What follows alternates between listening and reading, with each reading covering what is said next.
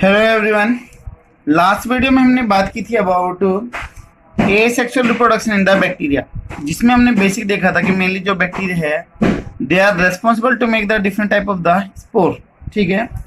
और हमने ये भी बात करी थी कि अगर कंटिन्यूस लगातार एसेक्सुअल रिप्रोडक्शन होगा तो बैक्टीरिया की डेथ भी हो जाती है, जिसमें हमने रीजन बताया था कि shortage of the space, lack of nutrient, accumulation of the waste product and the development of the bacteriophage। But आज के इस वीडियो में हमें बात करनी मेनली उसके बाइनरी फ्यूजन की बात करनी है। How binary fusion take place in bacteria. Bacteria में बाइनरी फ्यूजन कैसे होगा, यानी कि बैक्टीरिया डिवाइड करके एक से दो कैसे बनेंगे, वो हमें यहाँ पर बात करनी है। बैक्टीरिया में बाइनरी फ्यूजन को एक्सप्लेन करने के लिए एक मॉडल दिया गया, that model is known as the Cairns theta model. ठीक है। बैक्टीरिया में बाइनरी फ्यूजन को एक्सप्लेन करने के लिए एक मॉडल गिवन है, that is Cairns theta model. जो साइंटिस्ट था जिसने इसको दिया था that was the Cairns, spelling आपकी सॉरी CAIRON है ना, कैरन थीटा मॉडल। जो साइंटिस्ट का नेम था दैट वाज द कैरन, और उसमें डिवीजन के दौरान कैसी शेप बनती है, थीटा की जैसी शेप बनती है, तो दैट्स व्हाई इन्होंने द कैरन थीटा मॉडल। ठीक है। और जो एक कैरन थीटा मॉडल है जो इसके डिवीजन को एक्सप्लेन करते हैं, उसके अंदर तीन मेन स्टेप्स गिवन हैं, तीन मेन स्टेप्स आएंगे, तो वो है क्या, 3 स्टेप्स। 3 स्टेप्स हैं। कौन कौन से स्टेप है वो हम यहाँ पर डील करते हैं। पहला स्टेप है that is replication of DNA। second one is that is mesosome division and membrane formation। mesosome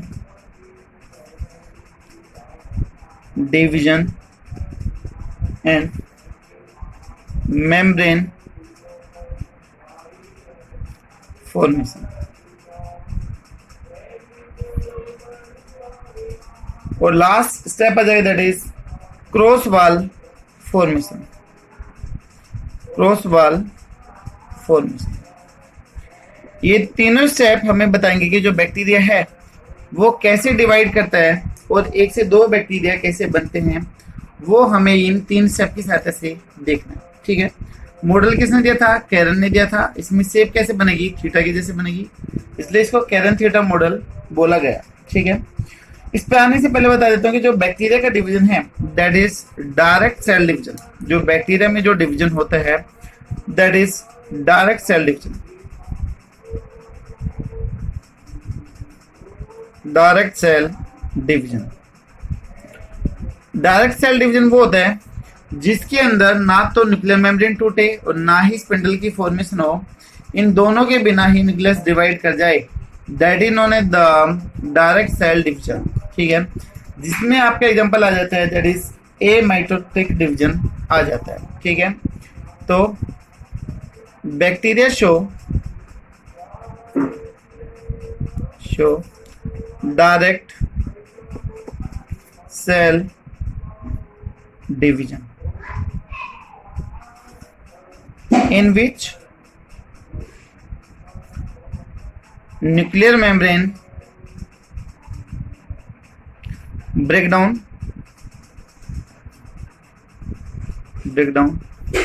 and spindle formation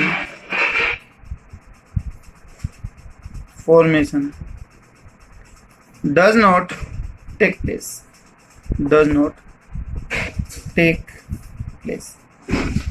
ना तो वहां पर न्यूक्लियर मेम्ब्रेन का ब्रेकडाउन होगा और ना ही स्पिंडल की फॉर्मेशन होगी। उन दोनों के बिना ही ऐसा काम हो जाएगा कि बैक्टीरिया टूट के एक से दो की फॉर्मेशन कर देगा। उसको हम क्या बोलते हैं, डायरेक्ट सेल डिवीजन बोलते हैं। और इसमें एग्जांपल आता है डायरेक्ट सेल डिवीजन में दैट इज द एमाइटोसिस या फिर एमाइटोटिक डिवीजन। तो जो बैक्टीरिया है दैट शो द एमाइटोटिक डिवीजन। ठीक है। तो नेक्स्ट पॉइंट में कर लेंगे हम, bacteria show एमाइटोटिक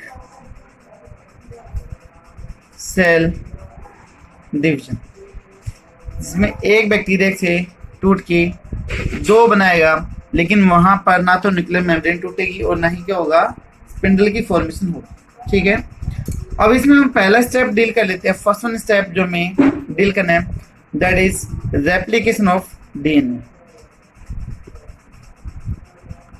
replication of DNA, replication क्या होता है, डीएनए से डीएनए का बनना, वो कहलाता है आपका रेप्लिकेशन कहलाता है। ठीक है, तो हम यहां पर लिख सकते हैं formation of DNA from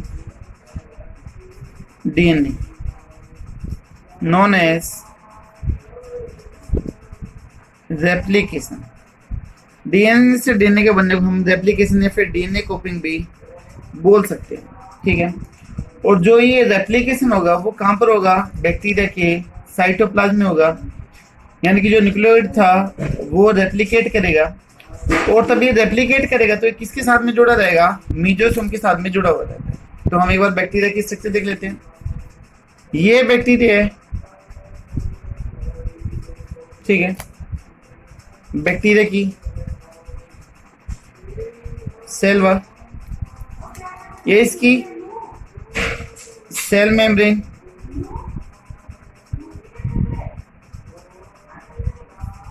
this one is the cell membrane. Cell membrane की फोल्डिंग होके बन गई है क्या, मीजोसोम बन गया है, जो रेड कलर में आपको दिखाई दे रहा है, दिस वन इज द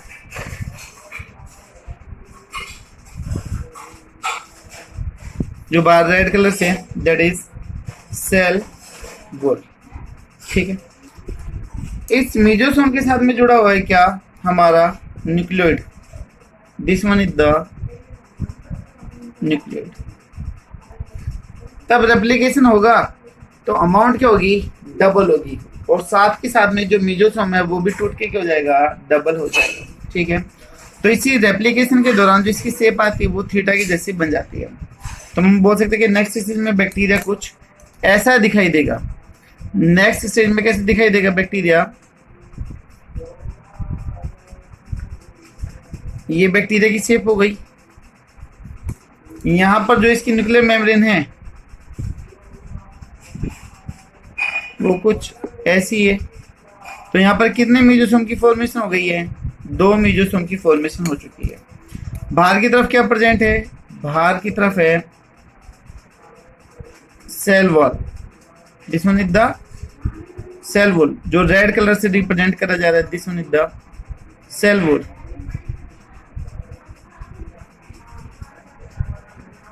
ठीक है, ये सेल वॉल हुई।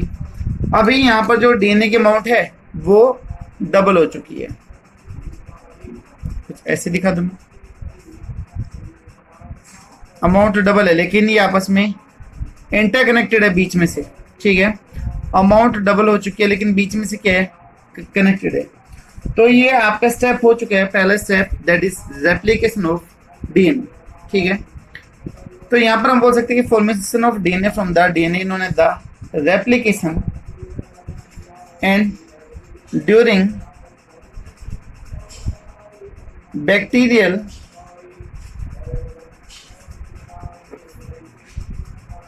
रेप्लिकेशन, थीटा जो ग्रीक वर्ड है, theta shape structure get form, तो थीटा की जैसे यहां पर शेप बन जाती है। ठीक है, तो इसलिए इसको थीटा मॉडल बोला गया था। अभी दूसरा कौन सा, मीजोसोम डिवीजन था मेम्ब्रेन फॉर्मेशन। ठीक है, रेप्लिकेशन हो गया था, अमाउंट डबल हो गई थी। अभी मीजोसोम भी क्या कर चुका है, डबल करके अलग अलग हो चुका है। डीएनए जो डबल हुई थी अमाउंट, वो भी 50-50 क्या कर चुका है, अलग अलग हो चुका है। तो हम नेक्स्ट पॉइंट पे आ जाते हैं, that is second, that is mesosome division and membrane formation. Mesosome का टूटना और मेम्ब्रेन का बनना वो हमें यहाँ पर देखना है। अभी सेकंड स्टेप के अंदर क्या होगा कि जो ये मीजोसोम जो सेपरेट हुए हैं वो एक दूसरे से अलग अलग जाएंगे और साथ के साथ में जो ये मेम्ब्रेन है वो क्या होती जाएगी, फोल्ड होती जाएगी। तो जिसको हमने बोला कि mesosome division and the membrane formation. तब ये सेपरेट आउट होगी तो बीच की मेम्ब्रेन दोनों तरफ से क्या होगी, फोल्ड होगी, तो उसको हमने मेम्ब्रेन फॉर्मेशन बोल दिया। तो इसका डायग्राम कैसे होगा वो पहले एक बार डायग्राम देख लेते हैं। ये बैक्टीरिया है, ये इसकी बाहर की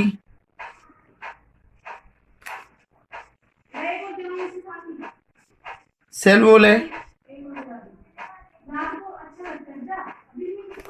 यहां पर ये सेल वॉल है। दोनों मीजोसोम एक दूसरे से अलग हो चुके हैं, ठीक है।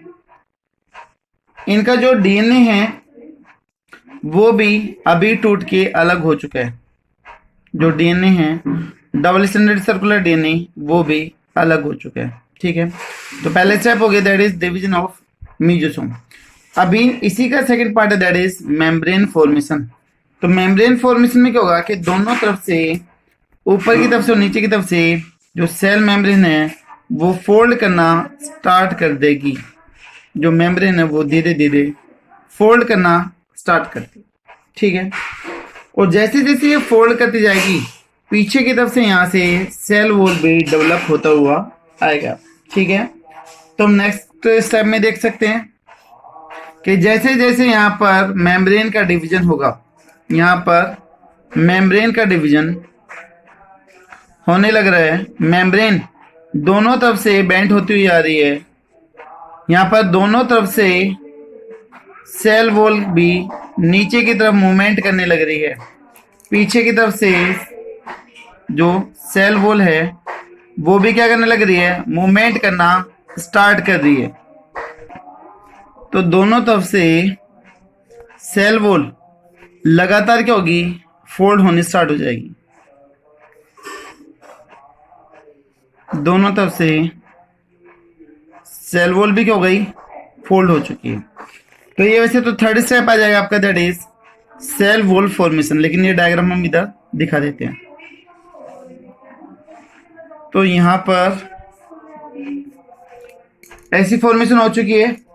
अभी जो ये मीजोसोम है दोनों मीजोसोम के साथ में यहां पर they have separate circular DNA. यहां पर दोनों के दोनों सेपरेट आउट हो चुके हैं। तो यहां पर हम बोल सकते हैं कि in this phase parental chromosome attach with mesosome and mesosome get separate out with DNA and cell membrane also get fold from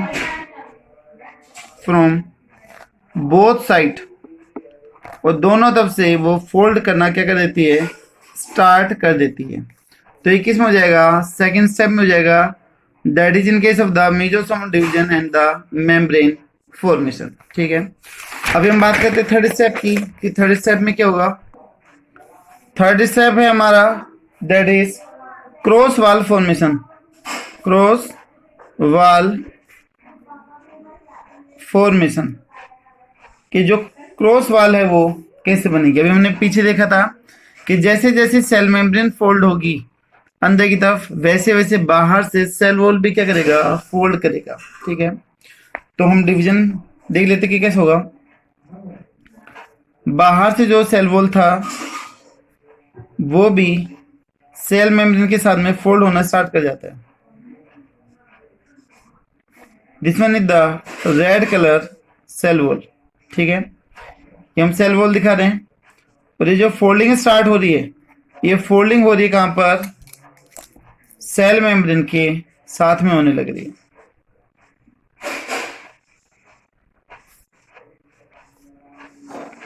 cell membrane की फोल्डिंग के साथ में ही सेल वॉल की भी फोल्डिंग होती जा रही है। और हमने बोला था कि यहाँ पर दोनों मेजोसोम के साथ में जो डीएनए है वो क्या हो गया था, सेपरेट आउट हो चुके हैं।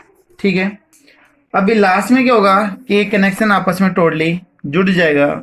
ठीक है, कंबाइन हो जाएगा, तब दोनों एक तरफ दूसरे से फोल्ड करते आ रहे हैं, लास्ट में आके दोनों के दोनों क्या करेंगे, जुड़ गए। जैसे ये सेल थी, फोल्ड होना स्टार्ट हुआ सेल मेम्ब्रेन का, और लास्ट में आके जुड़ी, और यहाँ से ये दोनों क्या हो गई, सेपरेट आउट हो जाएगी। तो कितनी सेल की फॉर्मेशन हो जाएगी, यहाँ पर 2 सेल की फॉर्मेशन हो जाएगी। ठीक है, तो फाइनली जो ये सेल हैं they will get separate out. तो यहाँ पर ये टूट के 2 सेपरेट सेल क्या हो गई, डेवलप हो गई। तो यहाँ पर ये एक सेल और ये हो गई आपकी दूसरी सेल हो गई। ठीक है, ये भी मैंने सिर्फ यहाँ पर सेल वॉल ही दिखाई है, ये इसकी सेल वॉल हो गई है। सेल वॉल के अंदर यहाँ पर cell membrane, मेजोसोम,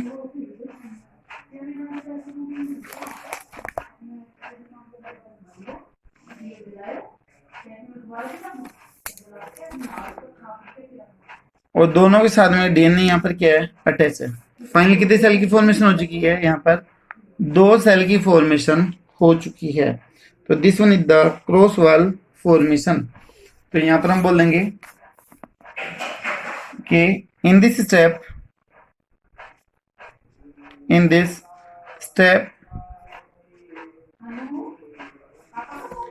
cell wall and cell membrane both get fold from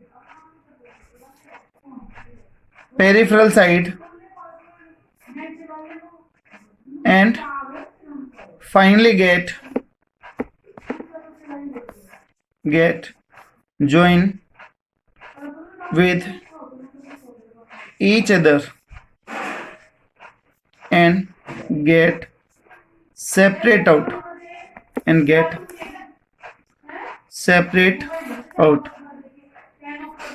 and finally 2 cells get formed। और फाइनली कितनी सेल की फॉर्मेशन हो जाएगी, यहाँ पर 2 सेल की फॉर्मेशन हो जाएगी। ठीक है, तो यहाँ पर 2 सेल की फॉर्मेशन हो गई। दिस वन इन्होंने द कैरन थीटा मॉडल, जिसमें 1 से 2 ही है। बैक्टीरिया में जो डिवीजन बोला जाता है that is oblique binary fission बोला जाता है। जो एंगल है वो बिल्कुल स्ट्रेट ना जाके थोड़ा सा तिरछा चलता है, थोड़ा सा टेढ़ा चलता है। तो बैक्टीरिया शो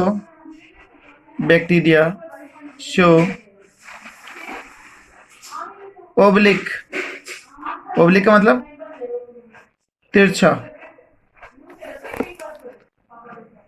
बाइनरी फिजन क्या कहते हैं, बाइनरी फिजन शो करेंगे।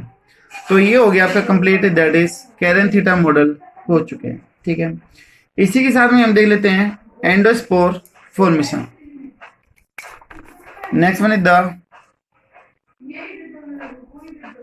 Endospore formation.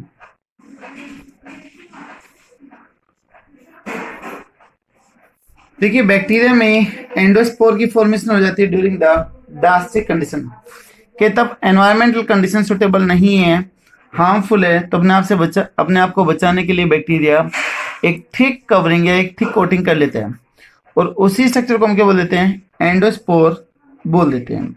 और मेनली जो ये एंडोस्पोर प्रॉपर्टी है that is the property of the gram positive bacteria, जिसके अंदर एक बैक्टीरिया से एक ही एंडोस्पोर बनता है, और फिर बाद में वो एक एंडोस्पोर एक ही न्यू बैक्टीरिया की फॉर्मेशन करता है।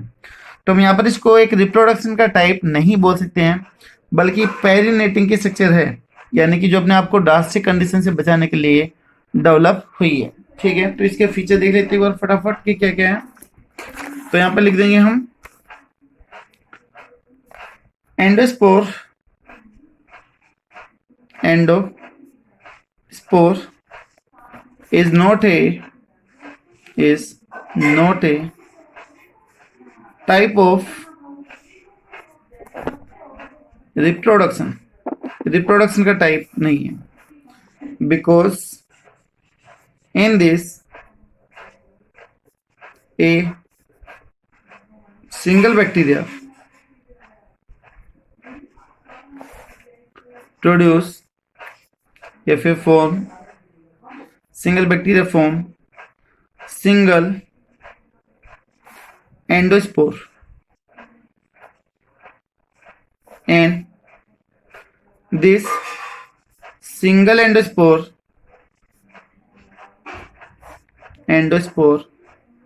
form only single bacteria. तो एक एंडोस्पोर से सिर्फ और सिर्फ एक ही बैक्टीरिया की फॉर्मेशन हुई है। तो देखिए पहले कितना था, एक बैक्टीरिया था, वन बैक्टीरिया था, एक बैक्टीरिया से फॉर्मेशन हुई है वन एंडोस्पोर की, और फिर वो एक एंडोस्पोर फिर से क्या बना रहा है, एक बैक्टीरिया बना रहा है। तो पहले भी एक था और अभी भी एक ही बैक्टीरिया है, तो क्या नंबर इंक्रीज हुए हैं? नहीं, तो ये रिप्रोडक्शन का टाइप नहीं है। ठीक है, initially and final number of bacteria is same, that is 1, एक ही है, is 1. So it is not a type of sexual भी छोड़ो, not a type of reproduction. तो ये है क्या, it is a perinating structure. Perinating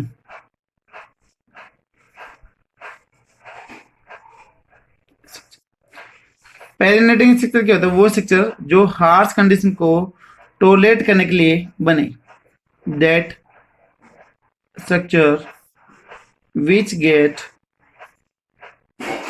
develop to face the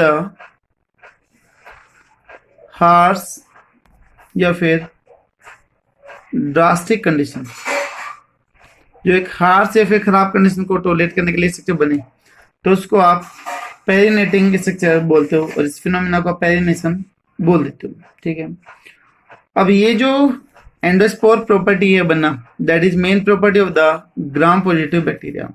तो this structure mainly form in gram positive bacteria. किसमें बनती है? ग्राम पॉजिटिव बैक्टीरिया के अंदर बनती है। फॉर एग्जांपल जैसे कि बैसिलस क्लोस्ट्रिडियम में उसके अंदर बने। ठीक है, और एक जो एंडोस्पोर होता है उसके अंदर 4 डिफरेंट लेयर्स होती है। तो यहां पर हम देख लेते हैं स्ट्रक्चर ऑफ एंडोस्पोर।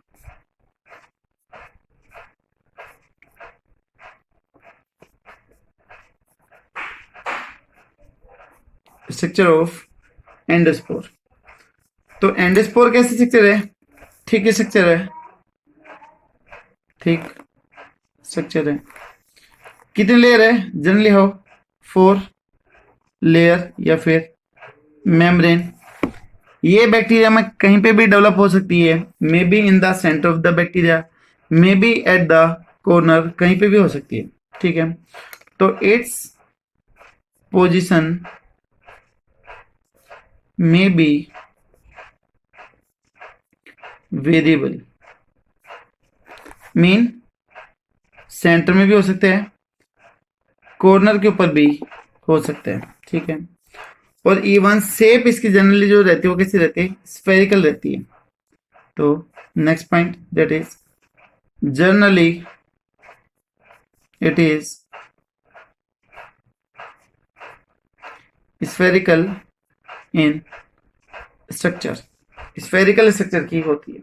ठीक है, अगर हम इसकी स्ट्रक्चर की बात करें तो सबसे जो बाहर की जो इसकी लेयर है या फिर मेम्ब्रेन है, that is outermost, that is एक जो स्पोरियम, बाहर की तरफ है एक्जोस्पोरियम। एक्जोस्पोरियम की जो नीचे जो सेकेंड लेयर हो जाएगी, दैट इज, ऐसे बना देते हैं सेकेंड लेयर को, this one is the second layer, that is spore coat, spore coat. ठीक है, स्पोर कोट के ऐसे बना देते, स्पोर कोट को थोड़ा सा थिक समझाने के लिए ऐसे बना दी। उसके बाद फिर नीचे आपको मिलेगा क्या, कोर्टेक्स रीजन मिलेगा। तो third one is the cortex. वो कोर्टेक्स इसका मेन रीजन है जो इसको रेजिस्टेंस नेचर प्रोवाइड करता है। ठीक है, तो this one is the cortex. और लास्ट वन है दैट इज कोर वॉल। तो ये मान लो ये जो बनाई है, that is the inner most layer, that is core wall, जो सबसे अंदर की तरफ प्रेजेंट होती। तो ये 4 लेयर हो गई। और क्या मिलेगा इसके अंदर, इट हैव द साइटोप्लाज्म, इसमें साइटोप्लाज्म भी होगा। इसके अलावा यहाँ पर न्यूक्लियर बॉडी भी होगी, आल्सो द न्यूक्लियर बॉडी।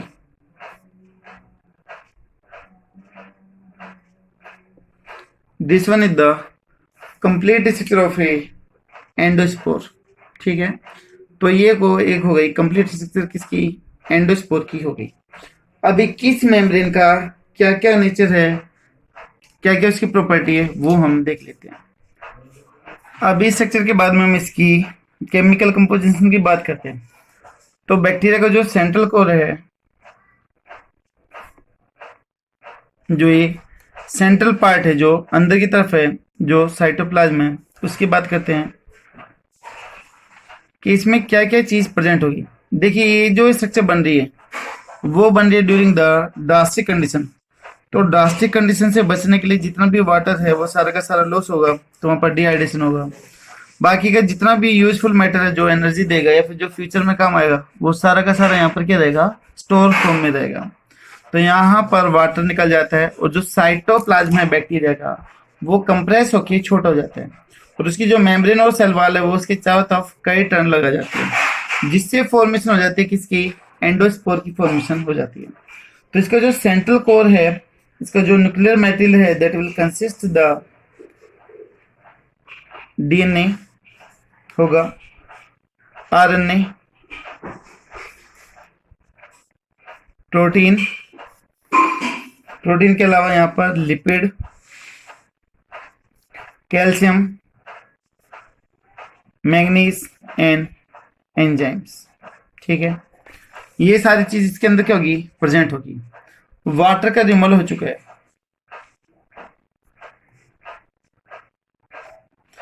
क्योंकि अगर यहाँ पर पानी होता तो एंजाइम ज्यादा फंक्शनल होते, और जबकि इस टाइम में कैसे चाहिए, हमें स्लो एक्शन चाहिए, उसको धीरे धीरे काम करना चाहिए ताकि वो लंबे टाइम तक सस्टेन कर सके, ये जो फूड मैटर है वो लंबे टाइम तक प्रेजेंट रहे। ठीक है, अब इसके बाद में हम सबसे पहले आ जाते हैं first one layer, that is the core wall, जो सेंटर की है, जो साइटोप्लाज्म को कवर कर दी है, that is the core wall. हम उल्टे लेके चल लेते हैं। फर्स्ट हम बात कर लेते हैं कोर वॉल की, बात कर लेते हैं, या फिर हम नेक्स्ट वीडियो में डील करेंगे, क्योंकि इस वीडियो में लगभग कंप्लीट नहीं हो पाएगा, थोड़ा सा लेंथी टॉपिक चलते हैं। तो नेक्स्ट वीडियो में हम ये जितने भी वॉल है इसका क्या क्या नेचर है, हीट क्यों करना पड़ता है, इसी से रिलेटेड हम एक टर्म देखेंगे पास्चुराइजेशन, कि पास्चुराइजेशन क्या है, फूड मैटर को स्टोर करने में उसका क्या रोल है, वो हर एक चीज हम नेक्स्ट वीडियो में बात करेंगे। अभी ये कंप्लीट नहीं हुआ एंडोस्पोर, जितने भी ये मेम्ब्रेन, जितने भी लेयर आपने देखा था ना, सभी को एक करके डील करना है, उसके केमिकल नेचर के बारे में बात करना है। ठीक है, थैंक यू सो मच।